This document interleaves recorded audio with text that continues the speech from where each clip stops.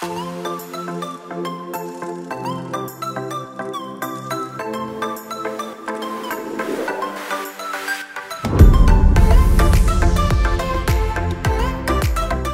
le bonjour, c'est Silly Photo, ravi de vous retrouver pour un nouvel épisode de notre rubrique Flore en focale.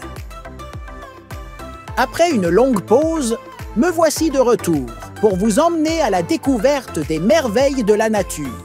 Je tiens à vous remercier pour votre patience et j'espère que cette nouvelle aventure saura répondre à vos attentes. Aujourd'hui, je vous propose de plonger dans un univers que vous avez sûrement déjà croisé, mais auquel on prête rarement attention. Vous les avez sans doute vus, ces petites plantes vertes qui tapissent les sols, grimpent sur les murs ou se nichent sur les vieux arbres. Je parle bien sûr des mousses. Ces plantes modestes, mais ô combien fascinantes, méritent qu'on s'y attarde.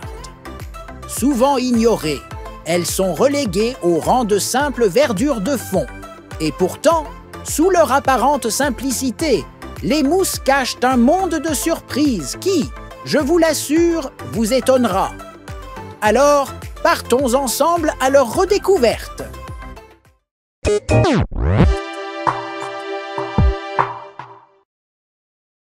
Alors, que sont réellement ces fameuses mousses? Ces plantes que l'on rencontre un peu partout.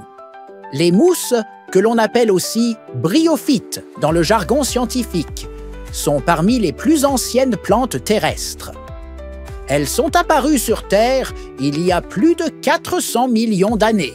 Oui, vous avez bien entendu, bien avant les dinosaures, bien avant les premières forêts, et même bien avant que la plupart des formes de vie terrestres n'existent. Elles sont donc de véritables fossiles vivants, témoins d'une époque où la Terre était encore un lieu sauvage et inexploré. Contrairement à la plupart des autres plantes que vous connaissez, les mousses n'ont pas de racines profondes. Elles se contentent de minuscules filaments, appelés rhizoïdes, qui s'accrochent aux surfaces pour capter l'eau et les nutriments. Ces filaments permettent aux mousses de s'établir sur des terrains que peu d'autres plantes peuvent conquérir. Les rochers, les troncs d'arbres et même les toits de nos maisons. Mais comment font-elles pour survivre sans racines, me direz-vous? Eh bien, tout se passe à la surface. Les mousses absorbent l'eau directement par leurs minuscules feuilles, comme des petites éponges vertes. Pas besoin d'un long réseau de racines. Elles puisent tout ce dont elles ont besoin de l'air ambiant et de la pluie. Cette capacité étonnante leur permet de survivre dans des environnements où l'eau est parfois rare, comme les zones rocheuses ou les arbres en plein soleil. Et encore plus impressionnant, quand les conditions deviennent trop sèches, les mousses entrent en hibernation. Elles se dessèchent complètement, attendant patiemment la prochaine pluie pour revenir à la vie en un clin d'œil, comme si de rien n'était. Elles ont également un autre trait fascinant.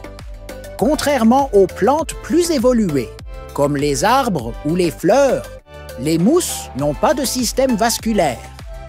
Cela signifie qu'elles ne disposent pas de vaisseaux pour transporter l'eau ou les nutriments à travers leur corps.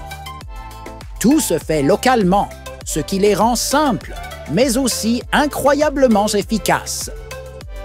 Elles n'ont pas besoin d'énergie pour pomper l'eau des racines vers les feuilles. En fait, tout ce dont elles ont besoin, c'est un peu d'humidité et un support où s'installer. Et si vous pensiez que les mousses étaient des plantes ennuyeuses et sans intérêt, détrompez-vous! Elles sont parmi les premières à coloniser de nouveaux territoires. Quand une zone est dénudée après un incendie ou une éruption volcanique, les mousses sont souvent les premières à s'installer, préparant le terrain pour d'autres plantes plus complexes. Elles jouent donc un rôle crucial dans la régénération des écosystèmes.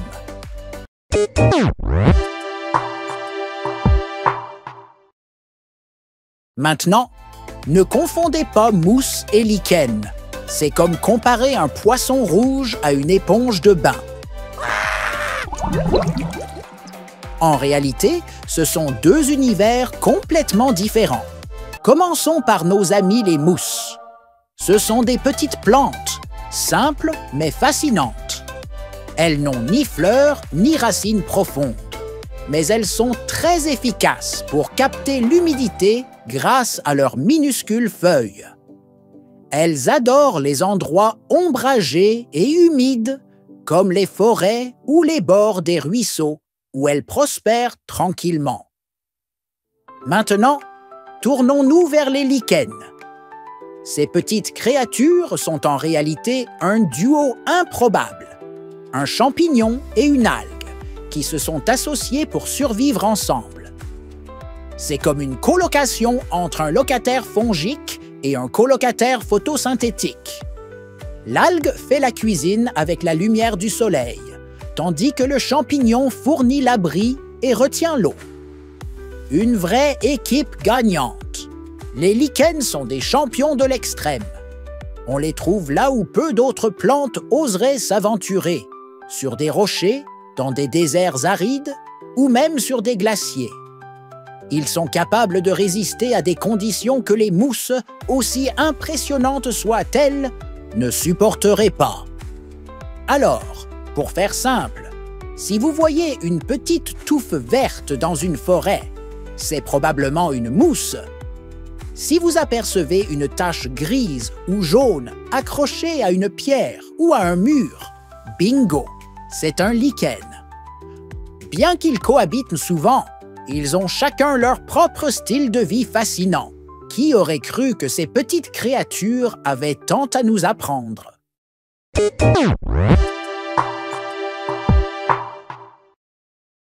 Le cycle de vie des mousses est vraiment intéressant, car il se déroule en deux étapes principales, le gamétophyte et le sporophyte. Pas de panique, je vais tout vous expliquer. Commençons par le gamétophyte. Imaginez une petite touffe verte et moelleuse, comme un coussin. C'est dans cette phase que la mousse produit ses cellules reproductrices, appelées gamètes. Les mâles fabriquent des spermatozoïdes et les femelles des ovules. Quand il pleut ou qu'il y a suffisamment d'humidité, les spermatozoïdes nagent dans l'eau pour rejoindre les ovules. Une fois qu'un spermatozoïde rencontre un ovule, la magie opère. Ils forment un embryon qui se développera en un sporophyte. Le sporophyte est la partie de la mousse qui ressemble à une tige fine, avec une petite capsule au sommet. À l'intérieur de cette capsule, des spores se forment. Quand la capsule est prête, elle libère les spores dans l'air. Si ces spores tombent dans un bon endroit, elles peuvent germer et donner naissance à un nouveau gamétophyte. Ainsi, le cycle de vie des mousses alterne entre ces deux phases, chacune jouant un rôle essentiel pour la survie et la propagation des mousses.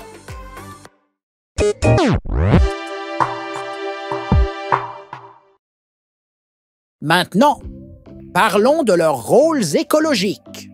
Vous seriez surpris de découvrir à quel point les mousses sont importantes pour notre environnement. Ces petites plantes jouent un rôle clé dans la prévention de l'érosion des sols. Imaginez qu'elles forment une sorte de couverture sur le sol, aidant à retenir l'humidité et à stabiliser la terre. Sans elles, les pluies pourraient facilement emporter le sol, ce qui pourrait mener à la dégradation des terres. Grâce à leurs racines peu profondes, elles retiennent le sol en place, créant ainsi un habitat favorable pour d'autres plantes et animaux. En parlant d'humidité, les mousses sont de véritables éponges naturelles. Elles peuvent absorber une quantité d'eau allant jusqu'à 20 fois leur poids. Cela signifie qu'elles aident à maintenir l'humidité dans l'environnement, ce qui est crucial pour les autres organismes qui y vivent. Quand il fait sec, elles libèrent lentement l'eau qu'elles ont stockée, contribuant ainsi à l'équilibre hydrique du sol.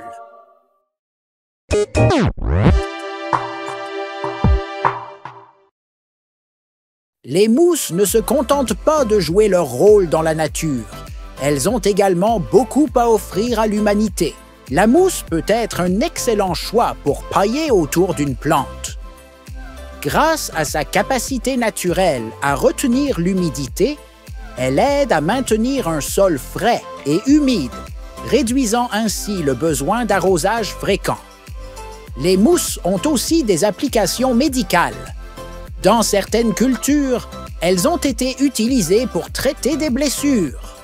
Leur structure absorbante permet de maintenir les plaies au sec tout en aidant à la cicatrisation.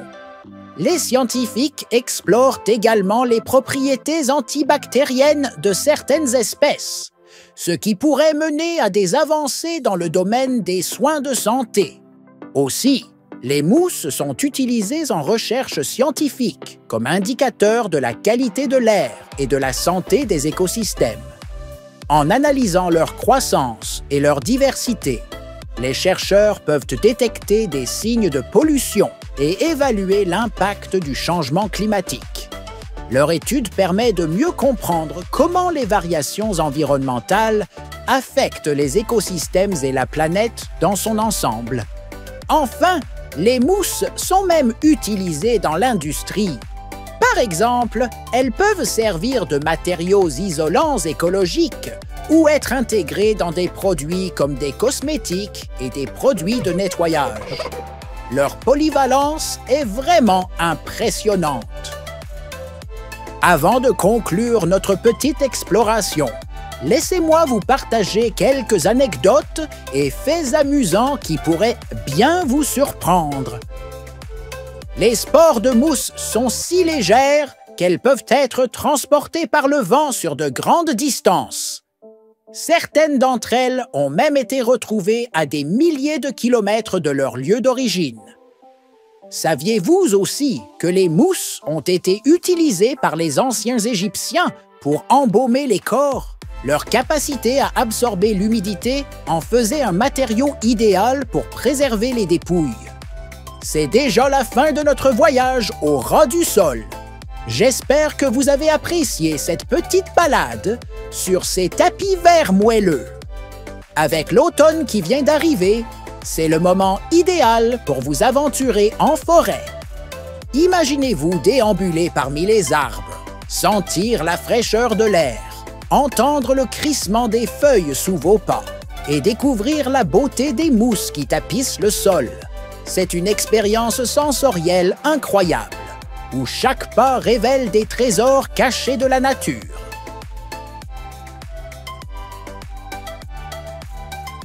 Avant de nous quitter, n'oubliez pas de vous abonner à la chaîne pour ne rien rater de nos prochaines aventures dans notre rubrique.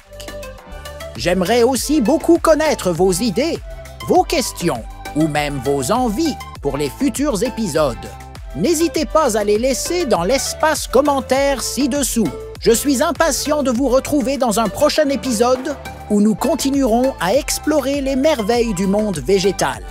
Merci de m'avoir accompagné aujourd'hui. Et rappelez-vous, la nature a tant à nous offrir. Il suffit d'ouvrir les yeux et d'écouter. À très bientôt dans Flore en Focal.